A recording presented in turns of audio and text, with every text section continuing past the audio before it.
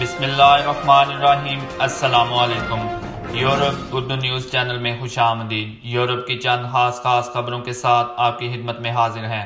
برطانوی وزیر اعظم Boris Johnson چاہتے ہیں کہ آنے والے دنوں میں اگر کرونا وائرس کے کیسز کافی حد تک کم ہوتے ہوئے نظر آئے تو برطانیہ کے شہریوں کو 26 مئی سے کام پر جانا چاہیے۔ کرونا وائرس کے پھیلاؤ کو روکنے کے لیے کام اور سفر کرنے والوں کو گھر چھوڑنے سے پہلے اپنا ٹیمپریچر چیک کرنے کا اصول اپنانا ہوگا۔ برطانیہ کے طبی ماہرین نے کہا ہے کہ 5 سال سے کم عمر بچوں میں ظاہر ہونے والی کرونا کی علامات کاواساکی بیماری کا نتیجہ بھی ہو سکتی ہیں۔ ماہرین کے مطابق والدین اور چائلڈ اسپیشلسٹ مذکورہ علامات کو لے کر بہت زیادہ پریشانی کا شکار ہیں، کیونکہ اس میں تقریباً وہ ساری باتیں ظاہر ہوتی ہیں جو کرونا کی علامات بتائی گئی ہیں۔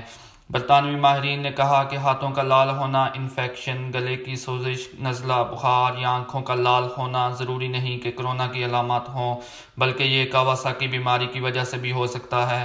نیشنل ہیلتھ سروس برطانیہ کی جانب سے جاری اعلامیے میں بتایا گیا ہے کہ کاواساکی بیماری عام طور پر 5 سال سے کم عمر بچوں کو ظاہر ہوتی ہے، جس میں ان کے سر میں درد ہوتا ہے۔ دوسری سب سے بڑی اہم وجہ یہ ہے کہ بچے کو 5 روز تک تیز بخار ہوتا ہے، جس کے بعد جلد سرخ ہونا شروع ہو جاتی ہے۔ ماہرین کا کہنا ہے کہ بچوں میں ایسی علامات پائی جانے پر فوراً ڈاکٹر سے رجوع کرنا چاہیے۔